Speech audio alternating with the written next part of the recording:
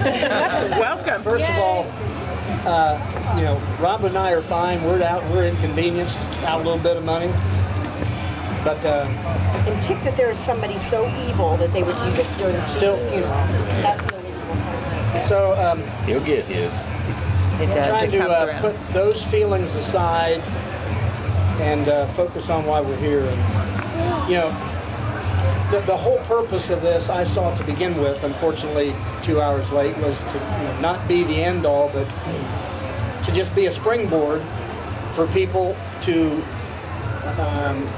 I don't care if you want to interrupt me or at the end decide, I got some things I'd like to share too, because I've got my memories, but there are so many of you here that have so many other things that would be cool to have you say. Also, you know, every time you plan something, you always have a contingency. And my wife is not only my dear wife, but she's... It might be his voice.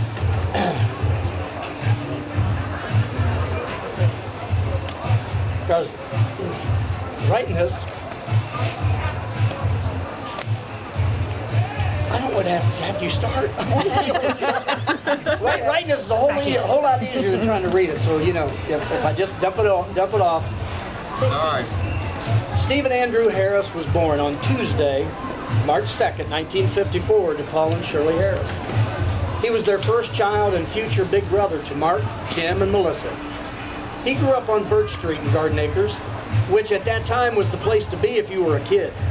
It was a cozy, safe neighborhood filled with lots of other kids. And it was in this setting that Steve and I guessed we first became friends.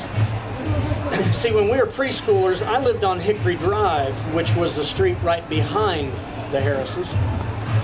And my house was just a couple of houses down from there. And since both Steve and I were adventurous enough to occasionally get ourselves in trouble, we figured that we must have just wandered around out in the back and run into each other and became friends, or got to know each other there. We don't know. But our group of childhood buddies, Sam McGinnis and Steve and Bruce Klein and Steve Wiggle and myself, we never remembered meeting. We just always were friends. Steve was the first to meet the Wiggle family, and both Steves spent time playing together and exploring in the woods and the fields. And the Wiggles would take Steve along with them to Wittenberg football games.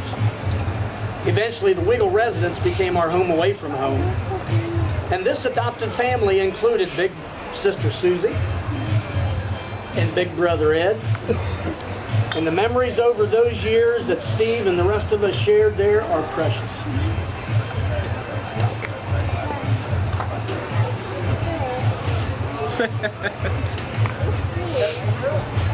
Raise your glasses. Yeah.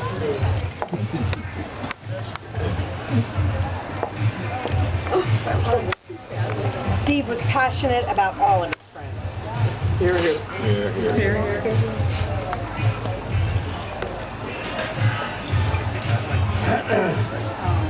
Bar's still open.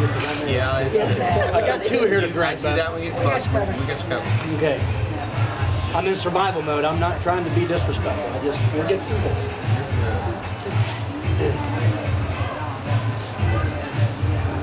At a young age, Steve's dad taught him the basic skills of the construction trade. And you know, Steve ran with it. Even more than that, Steve learned the value of honest work. Years later, once in a while, Steve would come out with what I call Paul's Pearls of the working man's wisdom. And one that I will always remember Steve saying is, you know, Dad said a knife can become dull just sitting in the drawer. You know, he was right. How many of you know of Steve's penchant for sharp knives and how he had knife sharpening down to an exact science? As a youngster, Steve also learned the value of farming. He would regularly head across Route 40 to Seavey's farm. Now, Sam or Ed, you may know the guy's name, but I just always knew him as Bob Steve. Seavey. What is it? Bob, I believe, wasn't it, Sam? And it was Stevie? Oh no, Stevie. It was Stevie. Who's Stevie? Steve would ask Stevie questions, investigate, tinker, and always lend a hand. And eventually, Steve started working for Stevie. And it was during that period of time that Steve played a big brother role for me. He introduced me to the art of baling hay. And and so for $3 a day and all the water we could drink, we baled hay.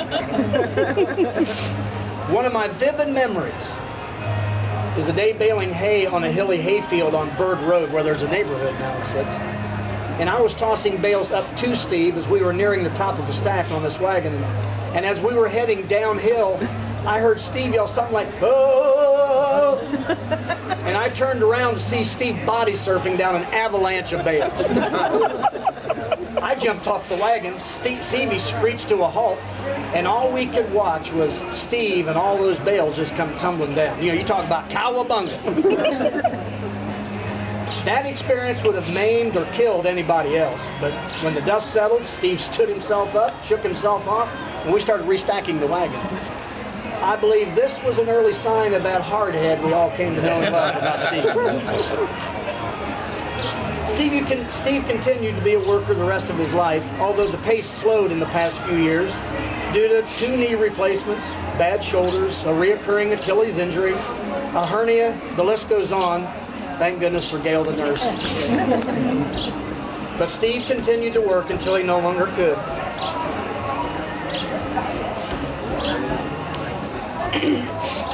The day after he received the devastating news of cancer, Steve took Doug Wood with him so he could finish up his last job. Even with Doug's help, Steve still struggled. Fortunately, Sam decided to stop by and lend a hand, and the 3 of them got it done. Steve wanted to finish what he started. Steve went on to form H&H Construction with the Howard brothers, a company name that Steve kept when Rick and Ron... Oh, excuse me. I thought I said paragraph. I'm trouble looking for something. Steve's years of construction included a stint at Coffin Burgers, where he worked with high school buddies Mark Atherton, Beefy Gilliland, you know, Rick and Ron. And it's there he met his buddy, Albert Whitman. Steve credited this job for one of his favorite sayings when we worked together. "Well, let's do something even if it's wrong." Where's Sam? You don't really relate here. Steve went on to form H&H Construction with the Howard brothers, a company name that Steve kept when Rick and Ron chose the path of teaching. So Steve started his journey as an independent contractor, and he built a reputation as a skilled craftsman who was a fair and honest man. I believe that it was during this period of time that Steve spent time working with other guys like Randy Hara, Richard Lewis, Larry Figgins, and others. Plumber Larry and Carpenter Steve made a good match over the years and did dozens of jobs together. And as the years went by, Sam and I started working more and more with Steve during the summers, and then especially these past 7 years after Sam and I retired from teaching. Steve would always be in charge. There's a surprise. Yeah, right. But thank goodness, because Sam and I knew just enough to be dangerous. Steve was as good a mentor to us as he was a friend. Forever ingrained in our memories are comments Steve was famous for, like, "That's a beautiful thing we just did there." Or, "Do you like it?" And I wouldn't have done it that way. There were times when Sam would beat Steve to the punch, though, and ask, "Okay, what did we do wrong this time?" And then there was Steve's highly technical carpentry jargon, with terms such as a skosh, a tad, a butt hair, and my favorite, just a fuzzy fuzz.